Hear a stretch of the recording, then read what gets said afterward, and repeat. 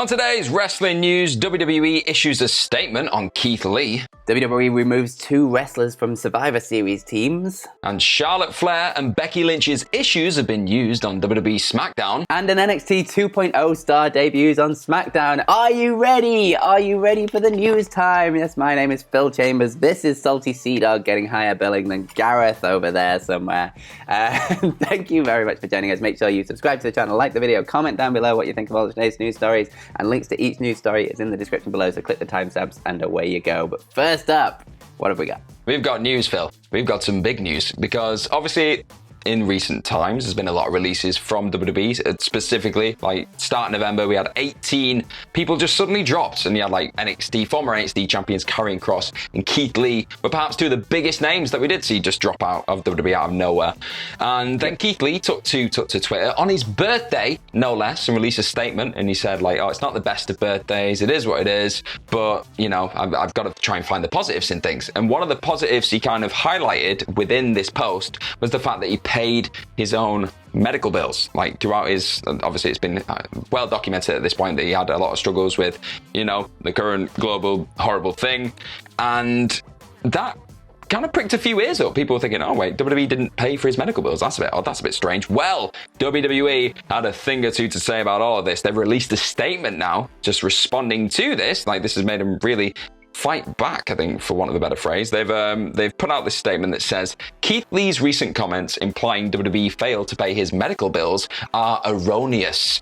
WWE has an extensive healthcare program for the medical care of its in-ring performers, and Mr. Lee was part of this program while with the company. Should Mr. Lee have any concerns over the payment of medical bills, he is welcome to address them with WWE. Mr. Lee is not in WWE good books right now, not to be there. But yeah, it was a very passive-aggressive statement there from WWE, and at this time, Keith Lee has not actually responded to this statement, so it's going to be really curious to see how this develops, obviously, in the next coming days, coming weeks. But I've never seen WWE do this, to be honest. I don't think they've been in the position to have done it, like, thinking about it. I don't think many people have called out the fact that they've had to pay for their own medical bills. And if it is the case, WWE are going to come under a lot of scrutiny for that. So I think they've probably come out fighting just to try and nip it in the bud as soon as possible. But I don't think we've heard the last of this by any means. Yeah, it's a bit of a weird one. Like, because it's like, at one side, like, I don't see Keith Lee lying about this, like, at all. It doesn't seem like a kind of thing he'd do, and it'd be a really odd thing to lie about. Yeah. And then at the other side, WWE have like never done a response like this to something like this. Like, so they must obviously feel like, oh my God, what is he saying? Like, this is completely false. So I don't know what the middle ground is here. I'm assuming there's like some part of it's these medical bills that WWE have paid, but then other parts that like maybe they didn't realize, or he didn't want to buy them, or that he's like paid for on his own. Like, there's got to be some kind of middle ground into all of this. It does reek of like potential miscommunication. You don't want to vouch for anyone. Like, we don't know the full like ins and outs of it, but it does kind of feel a bit, oh, maybe there's just not been a clear understanding of what was needed to be paid for and what wasn't, if that makes sense. Yeah, absolutely. And like, I'm not even pretending that I know Keith Lee very well, but we met him through WCPW, and he came over and he was like such a nice guy. And we always tell the story of when he got left behind at a show once because the bus that had all the wrestlers on kind of just left without him and went to the hotel, and he just kind of stood around the ring while we were taking everything down, and he was there for like half an hour, 45 minutes, until someone was like, why is Keith Lee still here? Why isn't he gone? And then we went up and asked him, and he's like, why are you still here? And he's like, oh, I was just waiting for someone to come and pick me up. And they were like, the bus has gone ages ago. Like, we're really sorry, guy. And he's like, don't worry about it. Like, I'll find a way. And then we like ended up getting him a taxi. And it was like, he just stood around being so nice that he wasn't going to bring up the fact that we'd just left him behind. You abandoned the nicest man in wrestling. Like, you'll never be forgiven. So he strikes me as the kind of guy who might just pay something and then not bring it up because he maybe like doesn't want to bring it up, or like doesn't want to like confront things about it or something like that. So there's got to be like some kind of middle ground in there that we're not quite getting just yet. But it's going to be interesting to see what Keith Lee says about this when he finally comes out about it. Definitely. So yeah, an interesting one to start with, but we move over to Survivor Series, and last night, this one's a little bit weird, WWE just removed 2 stars from each of their teams on SmackDown. So the first one was Aaliyah. They've dropped from the women's team, She was taken out by Sonya Deville after Aaliyah teamed with Naomi and Sasha Banks to beat Sonya and Natalya and Shotzi in a match last night. Now, this is obviously being used to further the Naomi and Sonya Deville feud, but there's two things in this that rub me the wrong way slightly. Great way to take the wind out of someone's sails right after debuting on SmackDown. Like, it was her first match and now she's being taken out of Survivor Series. Like, this isn't a way to push a brand new person at all. And B, you've got Shotzi Blackheart, so he just turned heel and you're putting her on a losing team on SmackDown in the first match that she's had since she turned heel. Doesn't make any sense. But anyway, we'll have to wait and see where this goes, I guess. And then the second one was Sami Zayn has been removed from the men's side of things. And this one came after Sami Zayn kind of barged in on Adam Pearce when he was backstage and demanding that Jeff Hardy be removed from the team. And then Adam Pearce said that whoever loses a match between Zayn and Jeff Hardy would be removed from the team. And then obviously Sami Zayn went on to lose that match. Now this one I'm really hoping is going towards reigniting the conspiracy theory character, because they've kind of dropped that in recent months, and the whole Sami Zayn documentary thing that they were hyping for a very, very long time just kind of fizzled out and went nowhere after we saw like a few little scenes from it. And I really, really want to see that documentary. So I really want them to be bringing back this conspiracy character with this one.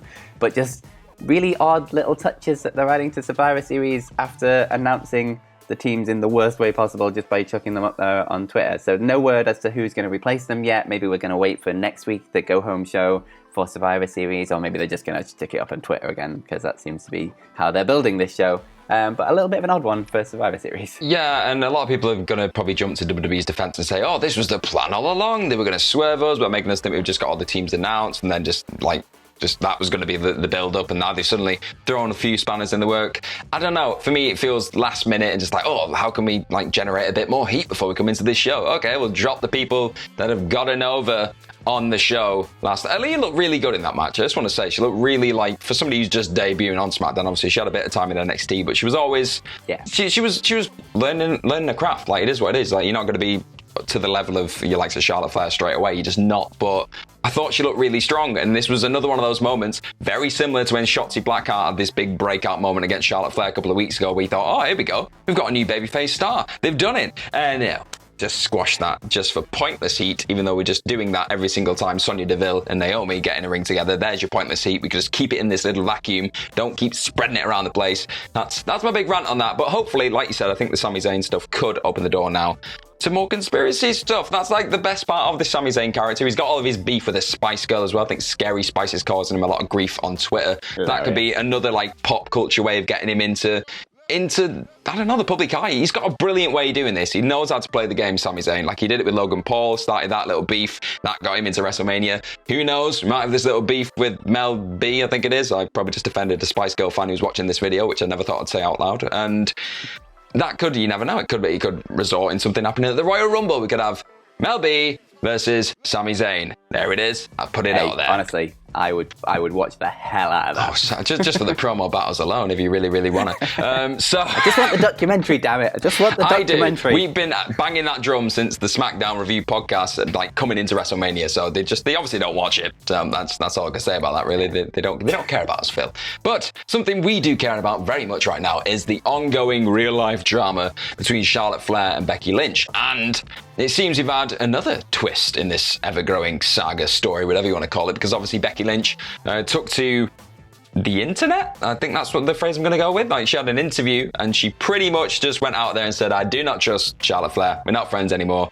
It's going to create a very interesting situation come Survivor Series, because I don't know what she's going to do. You don't know what I'm going to do? Tune in and we'll see what happens. And just from that interview alone, it felt as though WWE were trying to work this real drama, which apparently has gone down backstage, into the story just to make people care a bit more about the match, which it's successfully done already. But on SmackDown, they went one step further, because Charlotte Flair came down to the ring and she started poking at Becky Lynch even more. She was saying she's going to give her a new name, like Becky Uh-oh. And she got all the crowd to join in, going, uh-oh. It was like watching a very strange episode of Teletubbies. It was very, very weird. And then she said that there's not one thing natural, pretty much. I'm probably paraphrasing there, but there's nothing really natural about Becky Lynch.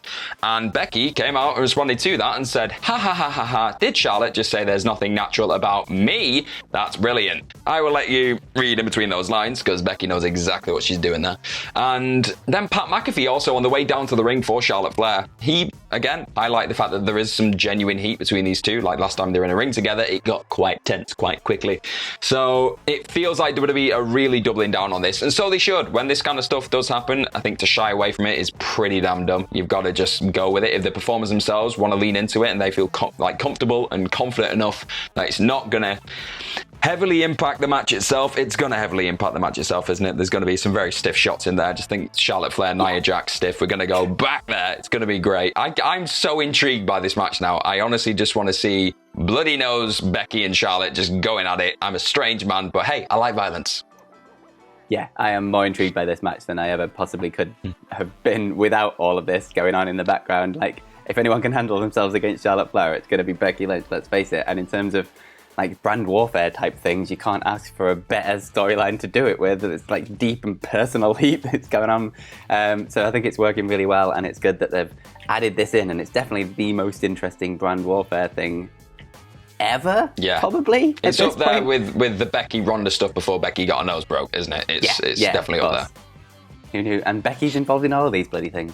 It's that goddamn good, and the match is going to be really good, let's face it. I think they'll be able to put aside whatever differences they have to have a stiff but really, really good match at Survivor Series, and I'm very much looking forward to that. Wasn't there a very controversial act that went down at this event like a couple of decades ago? Mm-hmm. So indeed. You never know. You never know. I think it's a curse, this pay-per-view, isn't it? Never mind.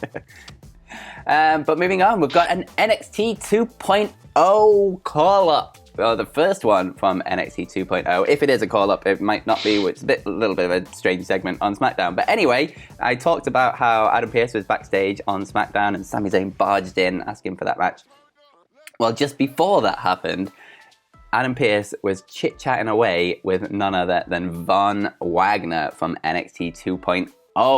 And it was a little bit weird because they were just kind of talking, and then Sami barged in and they did out their whole shtick. And then throughout the whole thing, Von Wagner was just kind of stood there in the background with his arms crossed. So doing what he does on NXT, really. That's he was staying in character. That was and that was the call-up, I guess, if it is going to be a call-up. So it's going to have to wait and see what happens with Von Wagner.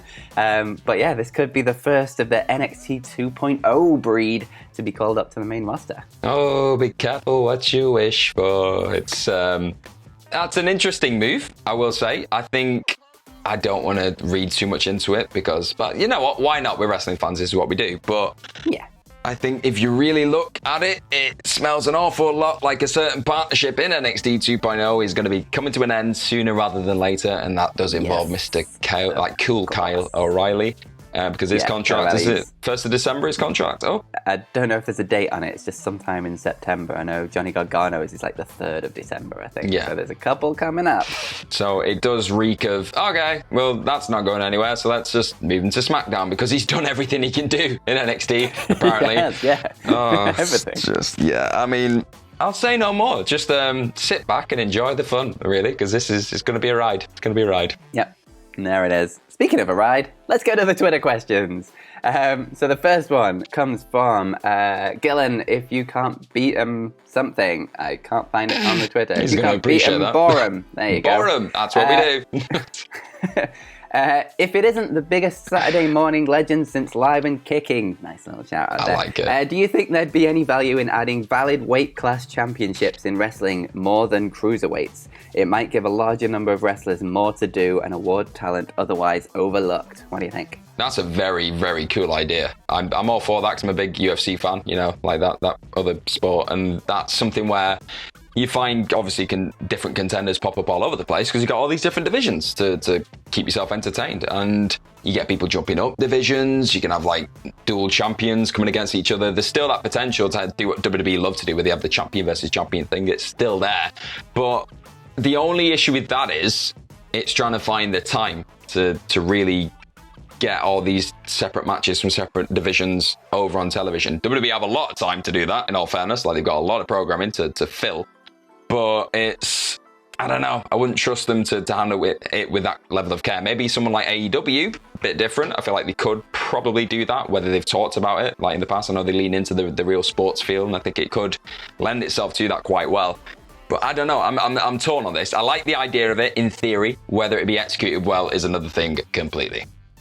Yeah, I'm with you. It's an interesting idea, and it would be interesting to see how it's done. It's just, with WWE especially, they've always found it hard to sort of elevate stars in other positions that isn't just the world champion. And if you're, like, say in like UFC, whoever's the top of that card is just whoever happens to be the hottest at that time. It doesn't really matter that much about weight class, and I don't know if they'd be able to pull that off. But my other worry about it is, historically in wrestling, not just in WWE, like if you get labeled in sort of one weight class, or if you get labeled as a cruiserweight, it's kind of hard to then break out of that and move up the card. And if the top of the card is still the World Heavyweight Championship, you're still going to want people to move up to the top. And if they get labeled in these different weight classes, I don't see that happening. Like cruiserweights, like look at Neville, he had a really tough time coming out of the cruiserweight division to move up the card. And then like even over in like New Japan, if you get labeled as a junior, it's hard to then break out. Like some people have managed to do it, like Will Ospreay, but he had to put on quite a lot of weight and actually like physically change himself to make him feel more like he was at the top of that card in the heavyweight division. So yeah, historically in wrestling, I don't think it's worked out, but it would be a very interesting idea if someone could do it right. I thoroughly agree. So the next question comes from Mark Gallagher, who has a lovely picture of his doggo, Millie, looking very majestic. He says, Survivor Series is looking underwhelming, but what is your favourite Survivor Series event? Ooh, this is a tough one because I can't remember specifically what, do you know what I mean? I don't really think of the full event, like start to finish, like every match on that card banged, because I've got a terrible memory. But in terms of like main events, the one that sticks out to me that like when I just think of Survivor Series, like the first one that really just caught my attention as a kid was the one where Batista was the captain of Team SmackDown. I think Lashley was on his team as well, and there was a little bit of infighting because obviously that's what WWE do. And I think Kane and Big Show were on the other side in the lead up to it. They chokeslammed Batista through a table, and I thought that was just, oh my god, how did you do this to Batista? He's the World Heavyweight Champion. Like, as a kid, I was just like, astounded by it. And the match itself probably wasn't a classic by any means, but it just, for me, it epitomized what Survivor Series is all about. Just having these massive titans just all trying to team together and just coexist for a while and just seeing who could be the last person standing. It was just, that feels like a true like summing up of what this event should be to me. Excellent. I am going to make myself really old, feel really old, and go back to Survivor Series 98 and do the Deadly Game There was a Survivor tournament. Series before 2000? Wow, I didn't know that. Because it stands out in terms of it being very different to every other Survivor Series. Get out of the way, dog. This isn't about you. It is. Salty's going to give it the end. It was like a one-night tournament. It was one of the best one-night tournaments they've done. It got loads of people over. It told a really good story throughout the show. Loads of the matches were just fun and like interesting. You got like The Rock versus Ken Shamrock and stuff in there. Like Mankind got all the way through to the main event, and I bloody love Mankind. And then Rock versus Mankind at the end. It was just a really fun, like solid tournament show. Just one night. This is it. There was none of the 5-on-5 bollocks either. So yeah, it was just a really fun and interesting idea for a show that I think they should absolutely bring back at some point. Just that big one-night tournament, like whoever wins it all kind of thing. So you're saying this was better than the Best in the World tournament at Crown Jewel? Is that you're actually saying that? I'm gonna go. Bold claim, man. Yeah, you dying that sword. That's Go watch it, everybody, on the WWE Network. The final question comes from Andrew Collins, who says, with Survivor Series just over a week away, if there was a WWE versus AEW 5 versus 5 match, who would you pick to represent both companies? So, thought you could do WWE and I'll do AEW, and we'll see how we go. Oh, great. So Reggie, Akira Tozawa. So that's very mean on them. They're both very talented at what they do. I'm not a horrible human being. So Tribal Chief, throw Roman Reigns in there. Big E, gotta go, you big hitters. Like, I'm saying very presumptuous saying that I'm going to do a man's team. If I did a women's team, you'd probably guess who's going to be in it, because we're just going to go for the 5 top stars. But for the men, I go Roman Reigns, Big E, Ricochet, because man, he's flipping good. That's all you want in this kind of match. Sami Zayn for your comedic elements. He's just going to bring it all. And last, it's hard. Everyone keeps getting released. Who could we do for the last one? Just for the veteran aspect, Randy Orton. Just, why not? I'm that guy. I like watching boring matches. Let's do it. Fair enough. I'm going to go mostly homegrown AEW stars because I think you need that in something like this. So I'm going to go with Hangman Page, 100%. Going to go with Jungle Boy, absolutely. I'm going to go with MJF, just because you got to get a bit of heel heat in there somewhere. And I'm going to go with Darby Allin. And then I was originally going to have Sting as the fifth one, just to throw in a bit of star power in there and make it interesting. But I'm removing Sting from my team because you just added Ricochet into yours, and I'm going to put Dante Martin into mine so we can get a really, really fun couple of minutes of absolute flippy shit. Yeah, I'm glad you said it. Yeah, okay. So when's this match happening again? Sorry, don't just put it in front of us and take it away. I would buy that right now. Yeah, take my money. Weird world where this is happening. Oh, I'm sad now. This is not happening. Damn it. No forbidden doors here. No. But that was the news. Thank you very much for joining us. If you want, you can follow us over on Twitter. You can follow me at FillMyChambers, and you can follow Gareth at GMorgan04. And you can follow Salty Sea Dog at FillMyChambers on Instagram. I thought you were going to reveal a handle there, Phil. Thought you were going to do it. Thought you were going to be that guy. It's only a matter of time, really, isn't it? I'm trying to get myself over with him, not him over. Cruel, man. And you can follow all of us at WhatCulture WWE. Make sure you do subscribe to the channel, like the video, and comment down below what you think of all of today's news stories, including all of your 5v5 AEW versus WWE Survivor Series teams. Let us know who you would pick. And yeah, Ups and Downs is coming later on for SmackDown and AEW Rampage, and then it's full gears tonight. We've not got a live stream because no one's available, but we're going to have Ups and Downs and full coverage of that tomorrow. And yeah, all the usual fun stuff. So make sure you check it all out. But most importantly, have yourselves a bloody good day. Bye-bye.